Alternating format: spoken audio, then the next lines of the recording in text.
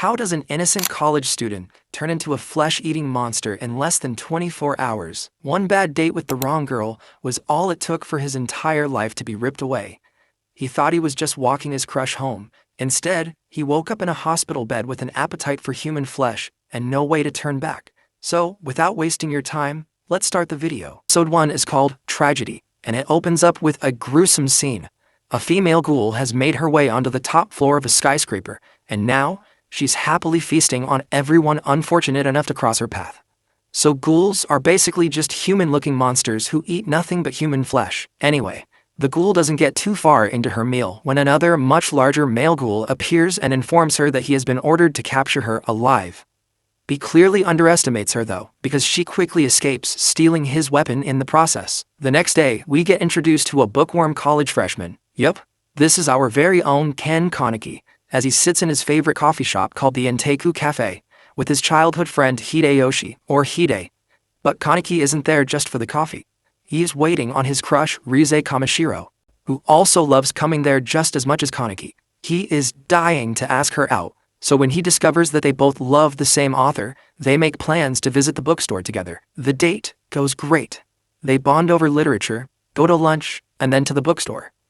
At the end of it all, Rize even asks Kaneki if he could walk her home, because she lives where all the ghoul attacks have been happening. Of course, being a gentleman, Kaneki agrees, but things take a sharp left turn after that. Yeah, it was all too good to be true for a while, wasn't it? As they reach Rize's stop, Kaneki finds out, very painfully, why Rize hadn't been eating anything at lunch. Because, of course, the only thing ghouls can eat is human flesh. It turns out Rize was the binge eater we had seen at the start of the episode. However, just as she was about to turn Kaneki into her next victim, a large iron beam falls on top of her, taking her out instantly. Kaneki couldn't care less about that though, because her bite had left him severely injured. Our boy here was practically floating in and out of consciousness as paramedics rushed to the scene. After all that drama, Kaneki wakes up in a hospital with a half-Kakugan, which is the red eyes that all ghouls have. Why?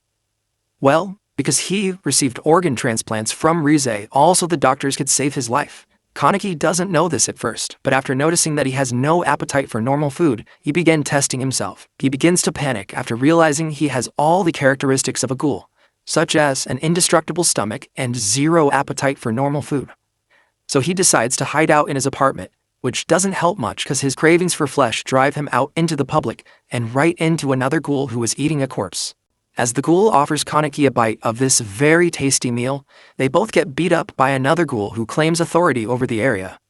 However, not long after that, Kaneki gets saved by Tuka, the waitress at his favorite coffee shop, who is also, surprise surprise, a ghoul. Tuka tells him to finish the corpse the other ghouls have been fighting over, but Kaneki refuses as he's still half-human, and he can't stomach the idea of eating a dead person. This doesn't faze Tuka though, who runs up and forces a piece of dead flesh into Kaneki's mouth. Yikes.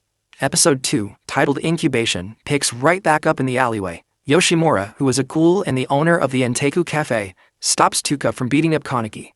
Yoshimura then asks Kaneki to come back with him to the cafe. Back at the cafe, he reveals to Kaneki that the shop is actually a hideout for the ghouls in the 20th ward, which is the name of the area Kaneki lives in.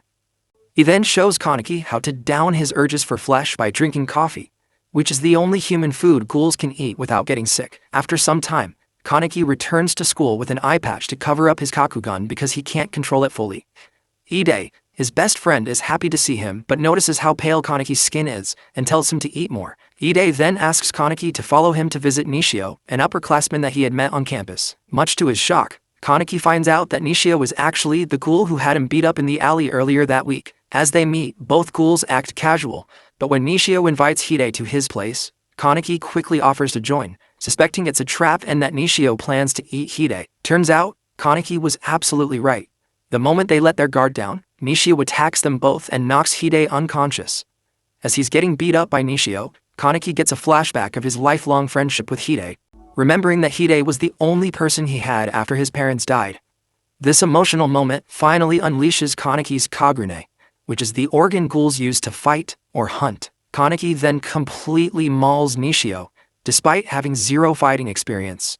But Kaneki hasn't eaten any flesh since Tuka fed him in the alley, and now the hunger is back, even stronger than before. Kaneki loses control and is only moments away from eating Hide until Tuka shows up just in time to stop him. Honestly, the way she keeps popping up to save Kaneki needs to be studied. For now though, both Kaneki and Hide are safe and recovering back at the Enteiku Cafe under Yoshimura's care. At Enteiku, Yoshimura comforts Kaneki because Kaneki thinks that being a half-breed means he doesn't belong in either world. Yoshimura reminds Kaneki that he belongs to both the human and ghoul worlds, assuring him that he is not alone. And after that, he also offers Kaneki a job at the cafe. Just before the episode ends though, we meet Mado Kureo, this guy right here with the crazy eyes, along with Kotaro Amon. These guys are top investigators from the Commission of Counter-Ghoul, or CCG for short. Investigators at the CCG are called doves, and they have one single task: kill all ghouls. Their team is made up of humans who have been trained to track down and fight ghouls. Plus, there are CCG buildings in every ward in Tokyo, so that they can respond quickly to ghoul sightings or attacks. Of course, this wouldn't be a fair fight for the humans if they can't keep up with the ghoul's speed or strength. So all CCG investigators are given weapons called Queen K. A Queen K is made from the kagane of a dead ghoul and has the ability to puncture a ghoul's skin. But if a Queen K isn't enough to stop a ghoul, then an Arata should do the trick. This is basically a full body armor that increases a human's physical abilities. There is one drawback though. An Arata uses the blood of the person wearing it, so investigators really only use it if they have no choice. Well, now that Mado has found the weapon Rize took from the ghoul who attacked her in episode 1, he and Amon are now tracking him down. This should be interesting. The next episode, called Dove, introduces us to Yamori, the male ghoul who tried fighting Rize in episode 1. Yamori loves torturing people, so it's no surprise that he's a big fan of Jason Voorhees from the movie Friday the 13th. Yamori even wears the same mask that Jason wears in the movie, so the CCG has nicknamed him Jason from the 13th Ward. Well, Yamori hasn't been able to torture anyone after Rize stole his torture device at the skyscraper, so he goes off to get it replaced. This is where we meet the peaceful ghoul family of Dr. Fueguchi, his wife Ryoku, and their daughter Hinami. Yamori has been getting torture devices from Dr. Fueguchi for a while now, mostly because he threatens to kill Dr. Fueguchi's family if he doesn't get what he wants. But this time is different, and Dr. Fueguchi can sense Yamori isn't just here to get tools, so he sends his wife and daughter to Enteiku for safety. Back at the CCG, things are getting intense now that Mado and Amon have been put in charge of the 20th Ward. This is mainly because of Rize's binge eating at the skyscraper, and Jason being spotted around the area. Meanwhile, at Enteiku, Yoshimura introduces Kaneki to Yomo, who brings Kaneki on a scavenger hunt for food. Basically, they go to a certain mountain where persons who no longer wish to stay on Earth come here to take their last breath. Yikes. Well, at least it's a lot better than killing random humans, but things are about to get a whole lot harder now that Mado and Amon have started wreaking havoc on ghouls in the 20th Ward. This causes Yoshimura to ask Tuka to bring Kaneki to Uta, so he can make a mask for Kaneki. Uta is a strange ghoul who enjoys spending his free time making the best masks for ghouls all around. The masks protect ghouls' identities so they can't be tracked by the CCG doves. Anyways, things are looking up at the cafe now that Kaneki and Hinami have become good friends.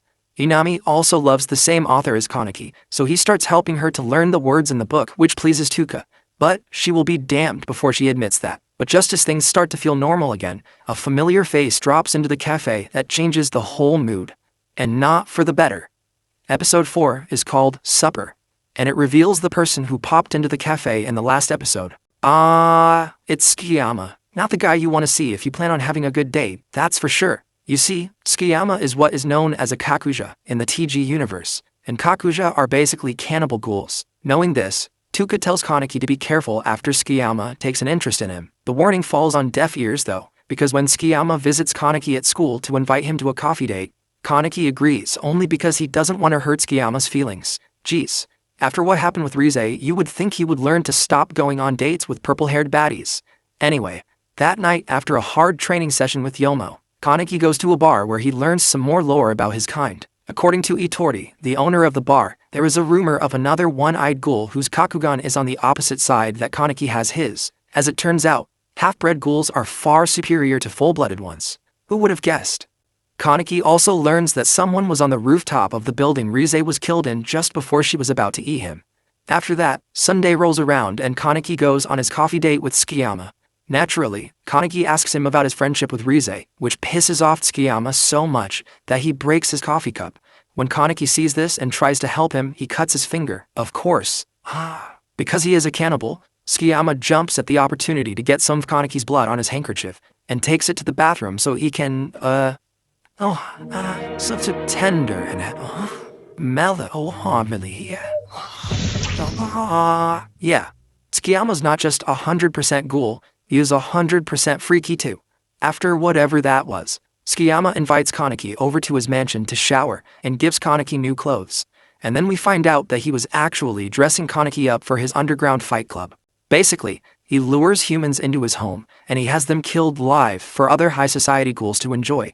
But when Kaneki defeats the giant inbred monster butcher they sent out to kill him, Tsukiyama stops the fight once he realizes that Kaneki is actually a half-ghoul.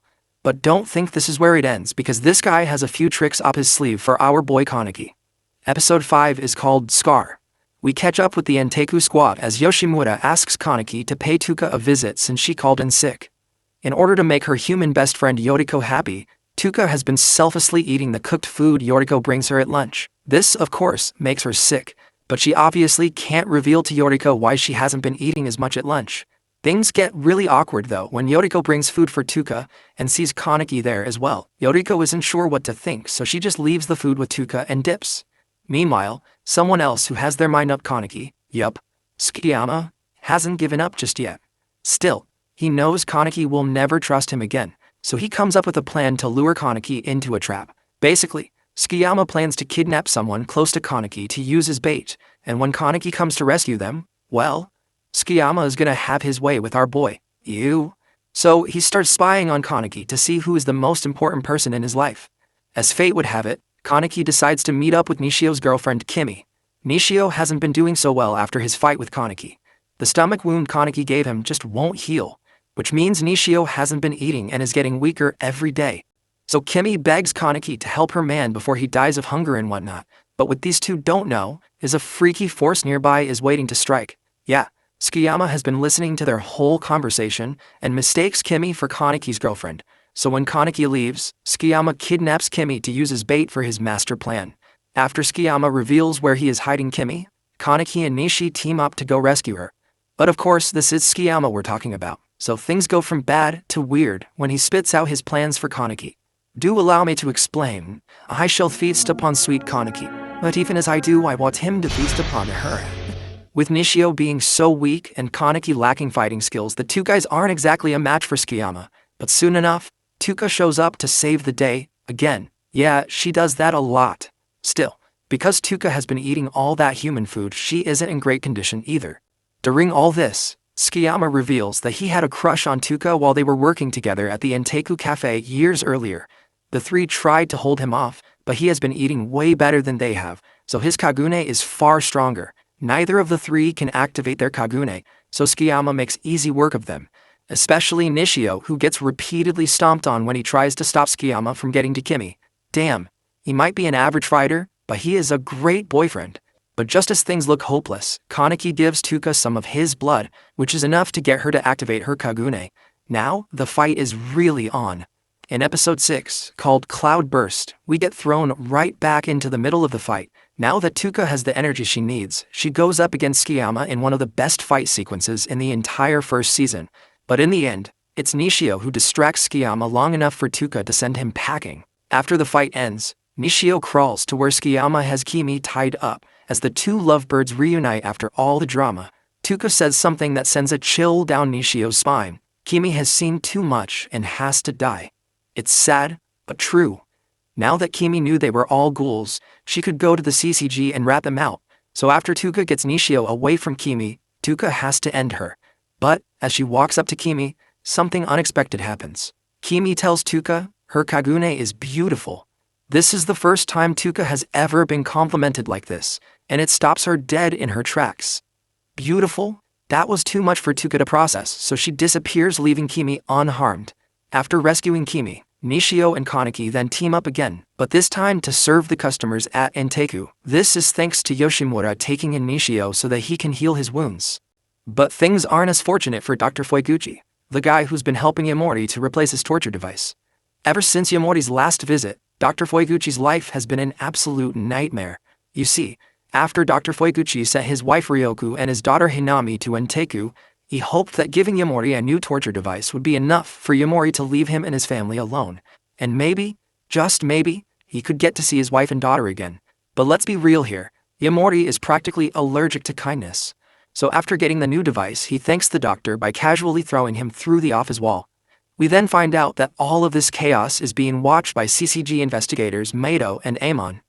They trail Jason all the way to Dr. Fueguchi's office, and now they have a chance to kill both ghouls.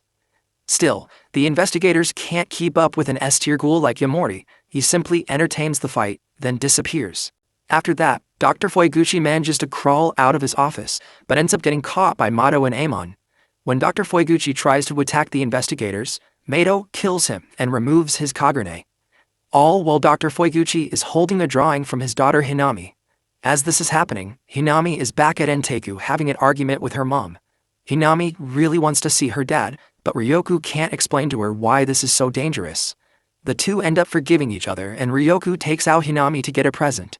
What Ryoku doesn't know though, is that Amon and Mato are close spies searching for her and Hinami. Normally, rain dulls a ghoul's senses, but Hinami has a great sense of smell, so when she picks up her dad's scent, she runs right into Mato and Amon holding her dad's Kagune. Brutal!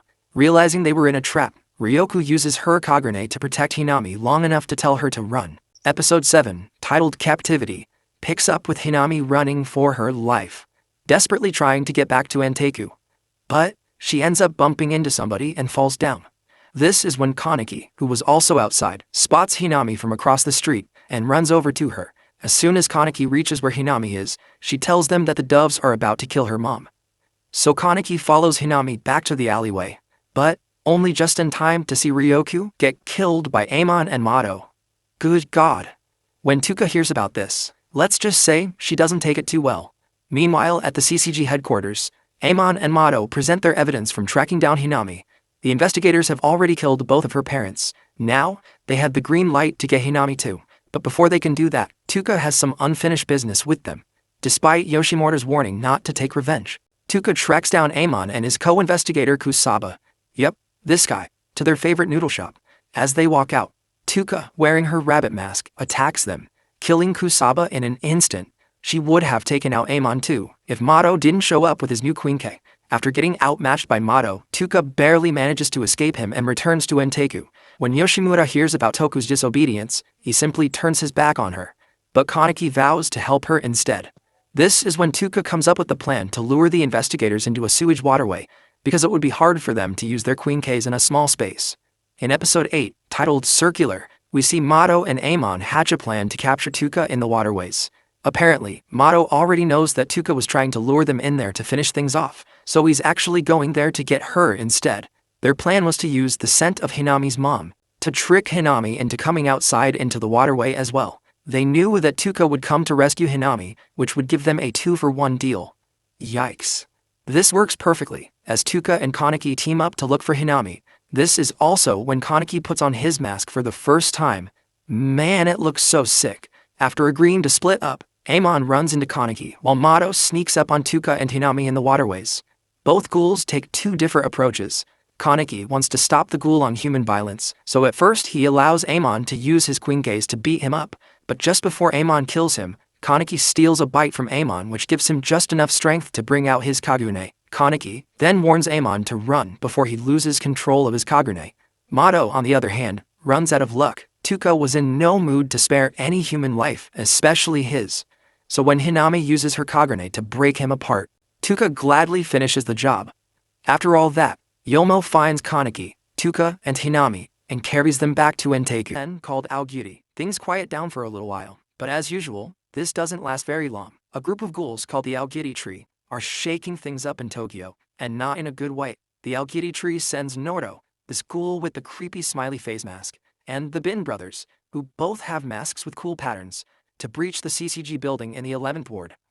After they kill everyone inside, Tatara, who is one of the leaders of the Aogiri tree, creepily tells the CCG headquarters to come pick up their dead investigators. After doing this, Tatara joins Eto, the female leader of the Aogiri tree, so that they can go and cause more destruction in Tokyo. I guess killing a building of CCG investigators isn't enough for one day. We then find out that they did this because the Algiri have been searching the ward for Rize. Why? Well, I guess we'll find out about that soon enough. Back at the Enteku, the squad gets an unexpected visitor. Meet Banjo, a ghoul from the 11th ward and a member of the Algiri. But Banjo isn't just here for the coffee. He wants to find Rize. Turns out Banjo has the biggest crush on Rize, which is why he knows that she loves coffee shops. So after tracking her down to the 20th ward, he knew she must have visited Enteku. Well, Banjo gets his answer soon enough when he smells Rize on Kaneki. This causes Banjo to crash out. But our boy Kaneki has been learning a few moves and knocks Banjo out cold. Atta boy. After Banjo regains consciousness, he tells Kaneki to warn Rize that she should run for her life. Banjo then explains that the Algiri tree was formed a few months earlier, and basically took over the 11th ward from Banjo and his crew. Since then, the Algiri tree has been overpowering the doves and driving them out of the 11th ward. Even though Banjo doesn't know why the Algiri are after Rize, he knows it can't be anything good, so he also warns everyone in Enteku to leave before the Algiri tree shows up. The warning comes a little too late though, because in comes Ayato, Tuka's brother, who is also a high-ranking member of the Algiri tree. But wait, it gets worse. Turns out, Yamori has been following Banjo this entire time, which leads him straight into Enteku. Yamori is also a high-ranking member of Algiri and even has his own crew of ghouls called the White Suits. So, when Yamori also smells Rize's scent on Kaneki, he does the logical thing and beats the life out of Kaneki, trashing the entire cafe in the process. After what feels like an eternity, Yamori then kidnaps Kaneki. When Yoshimura returns to Enteku with Yomo, he calls a meeting with all his employees. In the meeting, Yoshimura explains that they will rescue Kaneki, but still he can't guarantee that they would be safe doing it. But this is our boy Kaneki we're talking about, so nobody minds risking a limb or two to save him. Of course, the team needs all the help they can get. So guess who also joins the rescue team? Pora, when I was told, my best friend Kaneki's life is in grave danger. The low-life scum who captured him must pay. Well, if there was anyone who wanted Kaneki safe and sound, it would be Tsukiyama. For his own twisted reasons, of course. Episode 11, titled High Spirits, picks up with Tuka voicing everyone's concern about Tsukiyama joining them in rescuing Kaneki. But Yoshimura explains how short they are on allies, so they don't have much choice but to trust Tsukiyama. As they plan their rescue mission, we catch up with Kaneki, who is being held and tortured by Yamori. According to lore, Yamori was captured and tortured by a crazy CCG agent years earlier, which caused him to have severe mental issues. Now that he is free, Yamori takes out his trauma on others through torturing them, just like his idol Jason Voorhees. Meanwhile, the CCG have now evacuated almost every human in the 11th ward so that the war against the Elgiri tree can begin. The investigators have tracked down the Elgiri to an abandoned shopping mall in the district. This also happens to be where Jason is holding Kaneki, so Yoshimura plans to use the CCG attack as a cover for rescuing Kaneki. The plan involves the Enteku squad dressing up in Algiri tree robes and scattering in order to search for Kaneki. As the face-off between the CCG officers and the Algiri tree starts, investigator Amon spots Tuka and identifies her as the ghoul responsible for killing Mato. Brandishing his Queen-K, Amon takes a swing after Tuka, but as he does, he gets attacked by the Bin brothers. This allows Tuka to escape and continue looking for Kaneki. Speaking of Kaneki, our guy is somehow still breathing after all of the torture this Jason fanatic has put him through. It probably helps that Banjo and his friends who visited Kaneki last episode are all planning to break him out too, without Jason knowing, of course. But time is against them. Just as it looks like the CCG officers are about to finally take over the building, a presence makes itself known. Shinohara, the veteran CCG commander, tells his chief that the one-eyed owl is standing in front of them. This massive cool creature is a kakuja, which means its kagune is so advanced that it covers its entire body. But this only happens when a ghoul is a cannibal. The chief basically gives everyone there the opportunity to run if they feel like it, because it's more likely that they will die if they don't. Imagine being a CCG officer and your boss tells you it's okay to run away. Anyway, after this, something even more interesting happens. As the episode closes, we get a small glimpse of Kaneki's hair, and it's white. This leads us right into the last episode of the first season. Ghoul, brace yourself, it's about to get real crazy in here. The episode doesn't even have an intro, we just go straight to where we left off. Kaneki is slowly losing his mind, as Yamori starts taking his fingers and toes off, just so Kaneki can regrow them. Then, as Kaneki slowly blacks out, he remembers the advice his mom told him when he was younger. Ken, it's okay to feel sadness from loss. As long as you remember to stay kind, you'll find joy again. As Kaneki is hallucinating, he sees Rize, who tells him to stop listening to his mom and being so forgiving. But Kaneki isn't ready to embrace his darkest emotions. That is, until he starts revisiting his childhood memories. While Yamori mercilessly chops Kaneki's fingers and toes, Kaneki begins to look back. He starts remembering how his mom was nice to everyone, and how, just because of that habit of hers, she worked herself to death. As Kaneki resists the urge to ignore his mother's advice, Rize reminds him that soon all of his friends will be dead if Kaneki doesn't tap into his dark side. This is exactly what Yamori wants. He knows that if he pushes Kaneki far enough, he'll break mentally. So, after he gets bored of taking Kaneki's fingers and toes, Yamori decides to have Kaneki choose which of Banjo's friends to kill. Yep, Yamori already knows that they were trying to rescue Kaneki. Kaneki chooses not to participate in Yamori's twisted mind games, and for that, Yamori kills both of Banjo's friends in front of him, just for the fun of it. Damn. This was the final straw. After promising himself to not let Rize's energy control him, Kaneki unleashes his full Kagurne. And we get to witness Kaneki go through a transformation, where his hair turns white and his whole personality changes. No more shy bookworm college student. Kaneki was now a proper ghoul, and he wasted no time in letting Jason know. As Yamori comes to kill him, Kaneki breaks free and wraps his chain around Yamori's neck, then drops the best one-liner in the season, all in about like 20 seconds. Yeah, God. Why don't you chew on this? But our boy Kaneki is just getting started here. Even when Yamori grabs Kaneki's leg, Kaneki simply breaks it, just so he can spin kick Jason with the other leg. Soon enough, Kaneki has Yamori defeated, and this is where we see the biggest change in Kaneki. As Yamori is lying there in shame, Kaneki starts torturing Yamori, and then, well, he eats him. What a way to end the first season, seriously.